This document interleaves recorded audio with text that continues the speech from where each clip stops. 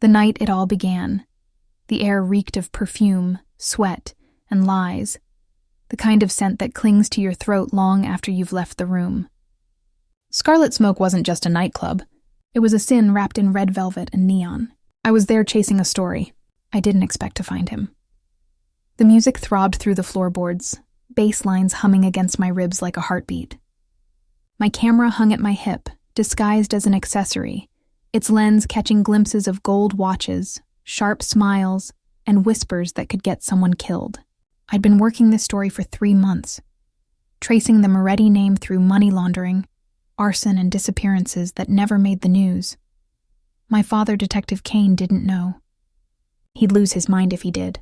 But that was the thing about being the daughter of a cop. You grow up wanting to chase the truth, even when it cuts too deep. And then I saw him. He stood near the bar, glass of whiskey in one hand, a storm in his eyes. Tall, broad-shouldered, that kind of dangerous quiet that fills a room without trying. I didn't know his name yet, but the way people looked away from him told me everything. Power radiated off him like heat. Our eyes met once, a flicker across the smoke. He didn't smile. Neither did I. But the air between us shifted, heavy, charged. I turned away, pretending to focus on the stage. But I could feel his gaze like fingers brushing the back of my neck. I ordered a drink I didn't want just to steady my hands. The bartender slid it toward me, murmuring, "You shouldn't be here." "Everyone says that," I said. "Yeah," a low voice behind me added, smooth, deliberate. "They say it because they're right." I turned and came face to face with him. Luca Moretti. I didn't know the name yet, only the danger. Up close, his eyes weren't brown. They were smoke and stormlight, the color of something that's been burned and still burns. "Do I know you?" I asked, though I already felt like I did. "Not yet," he said, leaning close enough that I caught the faint scent of whiskey and leather. "But I think you want to." I laughed softly, mostly to hide the jolt running through me. "I'm not one of your girls." He tilted his head, studying me like he was trying to read a code written under my skin. "Good," he said. "They bore me." Before I could respond, the room shifted. Shouts near the entrance. The music stuttered. A gunshot cracked like lightning through the bass. Screams, glass shattering. The crowd scattered. Someone grabbed my arm.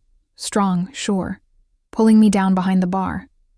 My heart slammed against my ribs. It was him. "Stay down," he murmured, voice rough but calm. He peered over the counter, eyes scanning the chaos. Another shot. Bottles shattered above our heads, the scent of spilled liquor mixing with smoke. "I'm not helpless," I hissed, but my voice trembled. "I didn't say you were," he said, glancing at me, "but you look like someone who doesn't know when to run." He wasn't wrong. When the gunfire faded, he helped me up. His hand was warm, steady. I hated how much I noticed it. "You should go," he said. "This isn't your kind of night." "What kind is it, then?" "The kind that gets remembered in morgues." That should have been my cue to leave. But something in me, curiosity, adrenaline, or maybe madness, made me linger. "Who are you?" I asked. He hesitated, then smirked, just barely. "Someone who's already in too deep." And then he was gone, swallowed by smoke and flashing lights. Outside, the cold air bit my skin. Sirens wailed in the distance. I clutched my camera, realizing I just witnessed something bigger than a story. That night, I replayed his voice over and over, the way he said "too deep" like it was both a warning and a promise. By morning, I found his name. Luca Moretti. And I realized the man who saved me was the very reason I was there. 3 days passed, but my mind refused to move on from the man with smoke in his eyes. I'd replayed that night at Scarlet Smoke until the edges blurred. The scent of whiskey, the flash of gunfire, the press of his hand pulling me down. Every version of the memory ended the same way, with his name echoing through my head. Luca Moretti, the Mafia prince, the son of a man my father had spent half his life trying to put behind bars. Now I had something I didn't expect. Not just a lead, but a face that haunted me, So I did what I always do when something feels like danger. I followed it. The city's art museum was hosting a silent auction that night, charity money laundering in designer suits. My editor wanted photos of the city's elite. I wanted something more. The Morettis were rumored to be sponsoring one of the pieces, using art to clean their sins. I wore black, simple, sharp, unremarkable, hair twisted into a knot. I'd perfected the look of someone who belonged but didn't want to be noticed. The air inside smelled of white wine and money, and there he was. Luca stood near a painting, oil on canvas, abstract streaks of red and gray. It reminded me of blood smudged on concrete. He looked effortlessly composed in his black suit, jaw dusted with stubble, expression unreadable. I felt it again. That pull. Not just attraction but recognition, as if my body remembered him before my mind did. When his eyes finally found me across the room, he smiled. Slow, knowing. He started walking toward me, and the crowd seemed to part for him. You again, he said softly, beginning to think you're following me. I could say the same, I replied, pretending not to notice how his gaze lingered, the faintest trace of warmth beneath all that steel. He glanced at my name tag. Ava Kane, reporter? Freelancer, I said carefully. You Googled me? Googled, no, he said. But you left your press pass at the club that night. I make a habit of knowing who wanders into my world. His voice had that dangerous softness, the kind that made lies sound like secrets. And what do you think I'm doing in your world, Luca? I asked, looking for truth, he said, but in places where truth dies first. That line, the honesty in it, rattled me. A waiter brushed past, breaking the moment. Luca leaned closer, his breath brushing my cheek. You should leave before your father's men realize you're here. I froze. You know about my father?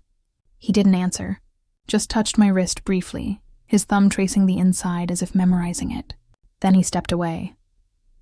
That tiny touch, a single second of contact, sent heat through me like static.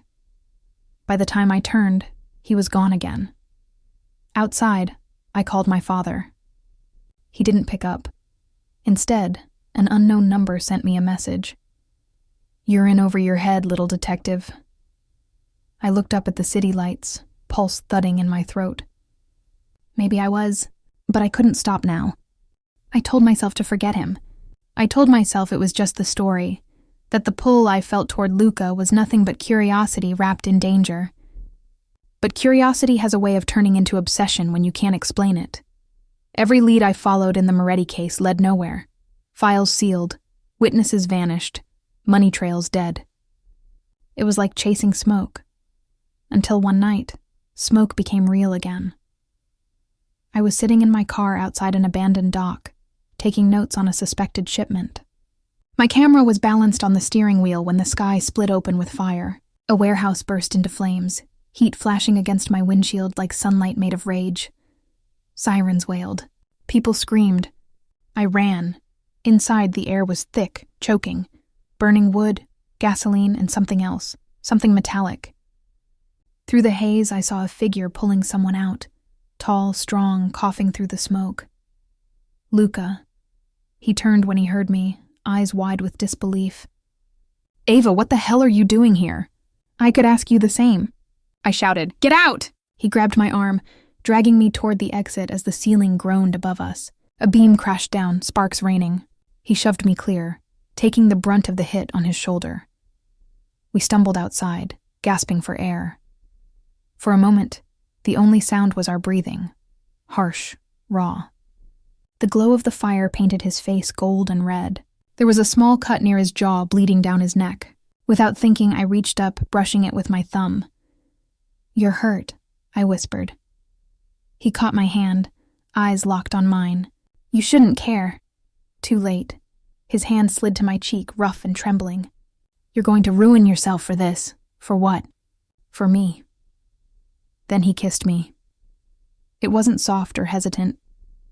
It was desperate, the kind of kiss that happens when you know everything after it might break. His lips were warm, tasting of smoke and danger. I felt the rough edge of his stubble against my skin, his hand sliding into my hair. For a second, the fire behind us was nothing compared to the one between us. When he pulled back, his voice was low, shaken. "You shouldn't be here, Ava. You don't know what I've done." "Then tell me." He looked away, pain flickering through him. "A friend died tonight because of me." I felt my heart tighten. You don't understand. In my world, guilt is currency, and I'm bankrupt." Before I could answer, his phone rang. He glanced at it, jaw tightening. "I have to go." "Luca." He stepped close, brushing a kiss against my forehead, softer this time, almost reverent. "Go home. Forget me." And then he disappeared into the smoke. That night, I sat on my apartment floor, replaying everything. The fire, his words, the taste of his kiss. My father called hours later, telling me an informant had died in the explosion. He didn't know I'd already been there. I stared at the city skyline, red, glowing, alive. I realized I wasn't just chasing a story anymore. I was chasing a man caught between sin and salvation, and I didn't know which one of us would burn first. The city never sleeps. It just hides its sins under brighter lights. By morning, the warehouse fire was already yesterday's news. Gas leak, they called it.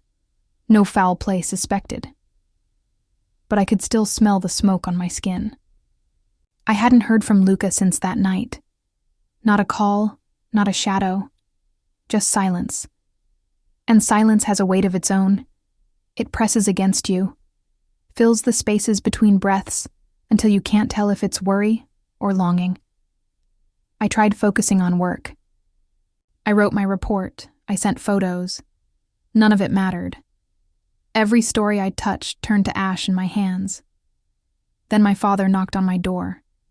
He looked exhausted, unshaven, eyes rimmed red. "Ava, we lost someone last night," he said quietly. "An informant." I froze. "What happened?" "Car explosion. Outside the docks." My throat went dry. "Was it Moretti?" He hesitated. "We're not sure, but whoever did it knew exactly what they were doing." He placed a file on my table. "Stay out of this, Ava. Promise me." I nodded, even though we both knew it was a lie. When he left, I opened the file. Photos, fragments of burnt metal, a timestamp that didn't match the police report. Someone was covering something. And if Luca's world and my father's world collided there, someone I loved was lying. 2 nights later, I saw him again. The same place where it began, Scarlet Smoke. The club reopened like nothing ever happened, as if crime came with a doorman and a dress code. I walked in wearing red this time, maybe to feel brave, maybe to feel seen. Luca was there, at his usual corner table, cigarette burning between his fingers. He looked tired, haunted in a way I hadn't seen before. When he noticed me, something flickered across his face. Relief, then guilt. "You shouldn't be here," he said low. "You keep saying that," I replied. "And yet, here I am." He exhaled smoke, eyes narrowing. "You're playing with fire, Ava." Maybe I like the heat. For a moment, we just stared at each other, the music fading beneath the pulse in my chest. Then he stood, took my hand, and led me out through the back. We ended up on the club's rooftop, cold air, city lights flickering below. I could see the faint bruise on his jaw, the strain in his voice. "What happened that night?" I asked. He didn't answer right away. "A friend of mine died," he said finally. "Marco. My brother in everything but blood." "I'm sorry." He looked at me, eyes shadowed. "He was killed because of me. My father thought he was talking to the cops. He wasn't. But in my family, suspicion is enough to sign your death warrant." The words hung between us like smoke. I stepped closer, until I could feel his breath. "You tried to save him, didn't you?" He nodded once. "And I failed." Without thinking, I reached for him. My hand brushed the back of his neck, fingers tracing the tension there. His breath caught. The space between us disappeared. Slow. Inevitable. He kissed me again, slower this time. There was no chaos, no fire, just quiet, aching need. The kind of kiss that tasted like confession. His hands found my waist, pulling me close, and for one heartbeat the city didn't exist. When we finally pulled apart, he pressed his forehead to mine. "You don't belong in my world, Ava," I whispered. "Then take me out of it." He smiled, sad, tired. It's not that simple. But in that moment, under the cold night and the city's hum, it felt like it could be. I didn't see Luca for a week after that rooftop. Every night without him felt like waiting for a storm that wouldn't break. Then one morning, a name on my father's desk caught my eye, Marco DeSanto. The same Marco Luca had mourned, but the report said something different. Informant for Detective Kane. My world tilted. Marco, the informant who died in the explosion. I rushed home, papers shaking in my hands. Luca hadn't lied about Marco's death, but he didn't know the worst part. My father's department had used Marco and left him exposed. They'd set the trap, and both sides burned for it. That night I went to Luca's apartment. He opened the door like he'd been waiting for me, eyes tired, jaw clenched. "Ava, we need to talk." He stepped aside and I entered. His place was dark, minimalist, cold. A single glass on the counter, half-empty whiskey. He leaned against the wall, arms crossed. "Say it," he said. "Marco wasn't a traitor," I told him. "He was an informant. For my father." His expression went still.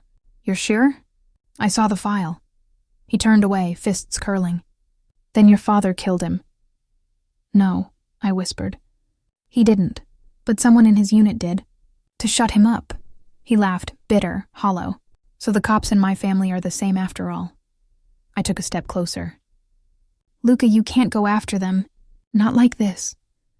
"Don't tell me what I can't do." His anger was sharp, but underneath it I could hear something breaking. He was fighting grief, not fury.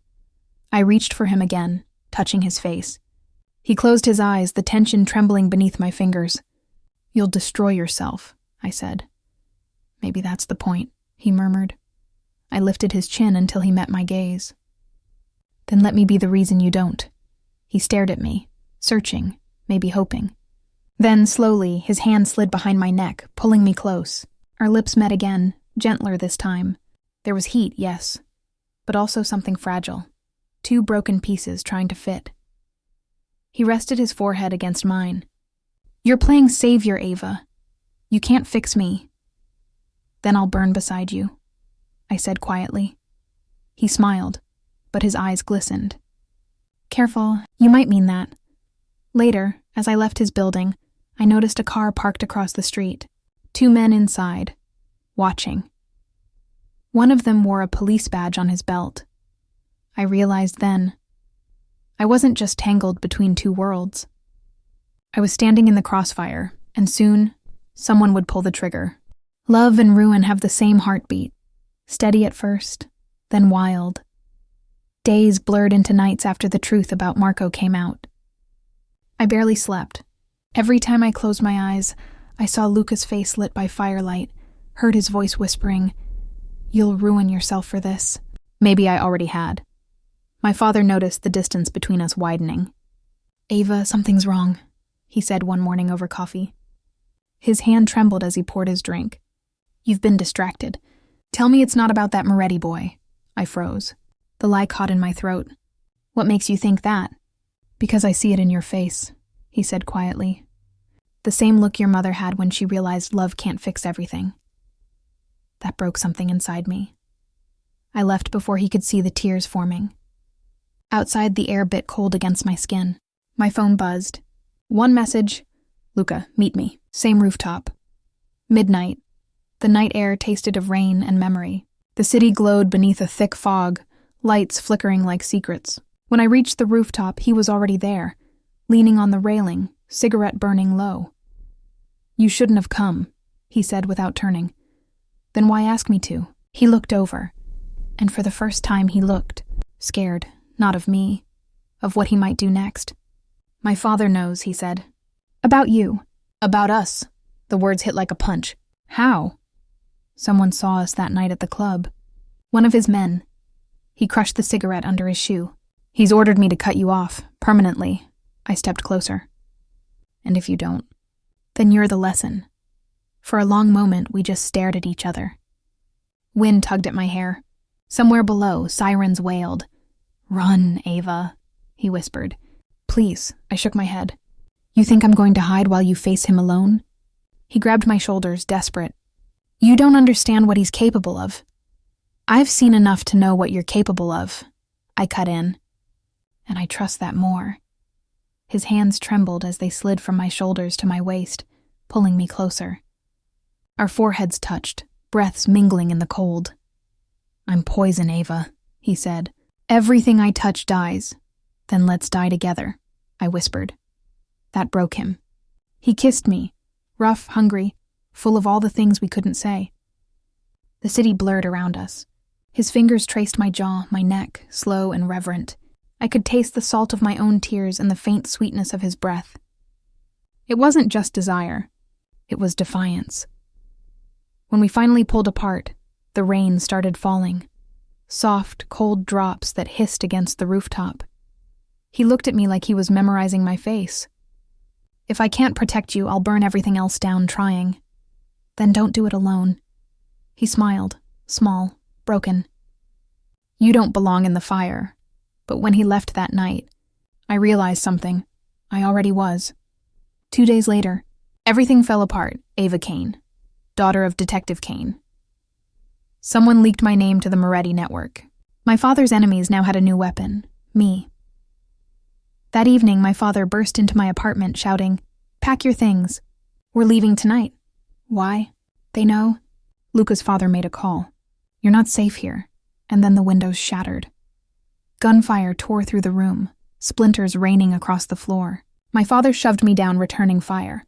I screamed his name, the sound drowned by chaos. When it was over, the shooters were gone, and my father was bleeding on the floor. "Dad," he pressed my hand, blood warm between our fingers. "Go," he gasped. "Go to him. He'll keep you safe." "I can't. Promise me, Ava." I nodded through tears. "I promise." That was the last time he smiled. Grief doesn't hit all at once. It seeps in, slow and merciless, until even breathing feels like betrayal. I didn't go to the police. I couldn't. My father's badge meant nothing in a city that thrived on rot. Instead, I went where I shouldn't, straight to the lion's den. Luca's world. His men recognized me immediately when I arrived at the Moretti estate. Guns lowered, voices sharp. Then Luca appeared, storming down the steps, disbelief on his face. "What the hell are you doing here?" "My father's dead." He froze. The color drained from his face. "No." I nodded, tears burning my throat. "They came for us. He told me to find you." For a moment, Luca just stood there, broken and silent. Then he took me in his arms, fierce, unyielding. I buried my face against his chest, the scent of gun oil and smoke wrapping around me like something darkly familiar. "I swear to you," he whispered, voice trembling, "I'll find who did it." We both knew who. His father.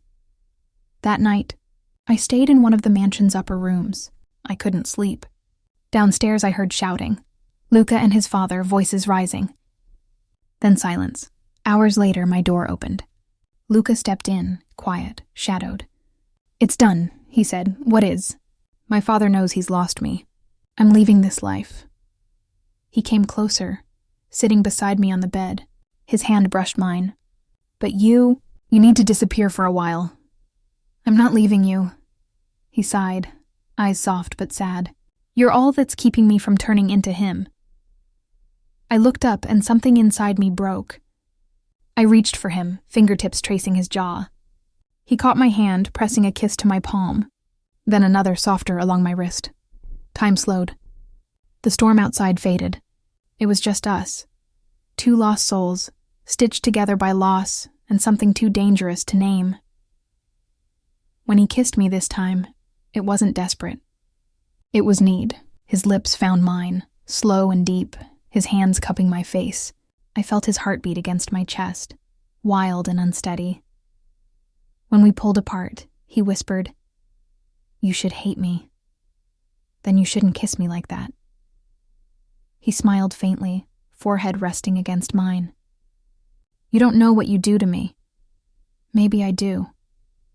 He exhaled, a sound between a laugh and a groan, and kissed me again, a little rougher, a little more real. The kind of kiss that says we might not have tomorrow, so let's burn tonight. By morning, we were gone, out of the city, running from ghosts and the weight of our names. In the distance, smoke rose from the Moretti estate. He didn't look back. Neither did I. The warehouse district was already breathing smoke when I reached it. The night wind tasted like iron and ash. Every street lamp flickered the color of dying coals. I knew Luca would come here. He always ran toward the fire. Inside, the air was too thick to breathe. A dozen voices shouted. Some I recognized from the precinct, some rough with the Moretti accent. And then his father's voice, low and venomous, echoing off the steel walls. Luca stepped from the shadows, shirt half open, soot streaked across his cheek. His eyes found mine before anyone else's. For one heartbeat, the chaos around us faded. Then his father turned, gun glinting. "Bring her here," he barked. I moved first, slipping between crates, heart hammering. "Luca," I whispered, but it came out like smoke. He tried to smile to keep me calm. "You shouldn't have come, Ava. You shouldn't have stayed." A shot cracked. Sparks rained from a broken pipe. Both sides opened fire, and the warehouse became a storm of noise. I threw myself behind a pallet. The floor trembled under each bullet strike, the smell of cordite mixed with oil and burning wood. When I lifted my head again, I saw Luca's father dragging Detective Kane, my father, into the open. His gray hair was matted with blood. "An even trade," the old man said. "You give me my son, I give you yours." Luca froze. "Let him go," he shouted, voice raw. My father met my eyes. He wasn't pleading. He was warning me to stay down, but I'd spent too long hiding. I ran forward, knees scraping concrete, and pressed my hands over his wound. "Dad, stay with me." He managed a rasp of a smile. "You always did choose fire, kid." Another shot. Pain ripped through my shoulder, hot and sharp. Luca was suddenly there, pulling me behind him, returning fire with a fury I'd never seen. His father staggered back, disbelief flashing before the bullet found his heart. The old man fell against a fuel drum, and the world exploded in orange light. Heat rolled over us like a wave. Luca grabbed me, dragging me toward the far door. The ceiling groaned above, beams collapsing in showers of sparks. We stumbled through the smoke, coughing, half blind. When we reached the street, he wrapped me in his arms. For a long time, neither of us spoke. We just listened to the fire consume the empire that had owned us both. I touched his face, my fingers trembling. "It's over," he shook his head. "Not yet, but we're still alive." And when he kissed me, smoke, salt, and blood, it felt like the first breath after drowning. Morning crept over the city in pale gold. The sky still carried a bruise of smoke from the warehouse fire. My arm was bandaged. My father was gone. The silence that followed his death was heavier than any siren. Luca turned himself in 2 days later. I watched from the courthouse steps as he walked past reporters, chin high, cuffs shining like silver rings. He didn't look back at me, but his hand brushed mine as he passed, a promise hidden in that fleeting touch. The trial lasted weeks. Every secret spilled out. The arsons, the payoffs, the betrayals. The city I thought I knew collapsed under the weight of truth. Yet in the wreckage there was light. Luca's cooperation exposed the men who had kept the streets burning. For the first time, the Moretti name meant more than fear. When the verdict came, not guilty of murder, I couldn't breathe. He stepped out of the courtroom into the cold air, and I met him there. The crowd blurred away. He looked thinner, older, but his eyes still carried the same quiet fire. "You kept your promise," I said. "So did you," he answered. We walked without speaking through streets that smelled of rain and soot. The city felt raw, new, like skin after a burn. At the edge of the river, he stopped and looked at the skyline. "Everything we were," he murmured, "is ashes now." "Then maybe that's where things grow," I said. He smiled, and for once it wasn't a weapon. He took my hand and pressed a kiss against my wrist, gentle, reverent, as if he feared I might vanish. My pulse answered him anyway. Months passed. The old club, Scarlet Smoke, was rebuilt. No longer a den of crime, but a quiet jazz bar with soft lights and a stage that glowed crimson at night. I helped run it. He handled the security business that rose from the ruins. People said the place had luck now, that couples who danced here never parted. Sometimes I'd catch him watching me from across the room, sleeves rolled, laughter hiding behind that guarded face. And when the last song played and the lights dimmed, he'd draw me close, my cheek against his chest. I could still hear the echo of sirens in his heartbeat, but softer now, almost tender. One evening he whispered, "Do you ever think we deserved any of this?" "No," I said, "but we survived it." "That has to count for something," he laughed quietly. "To surviving, then." "To more than surviving," I corrected. "To living." Outside, the city lights shimmered on the river like scattered embers. For the first time, the smoke above us wasn't from fire. It was from warmth. Music, life continuing. He kissed me once more, the way he had in the warehouse, only this time, there was no blood, no fear, just the taste of new air. And as we turned back toward the glow of Scarlet Smoke, I knew that even in a city built on ashes, love could be the thing that never burned.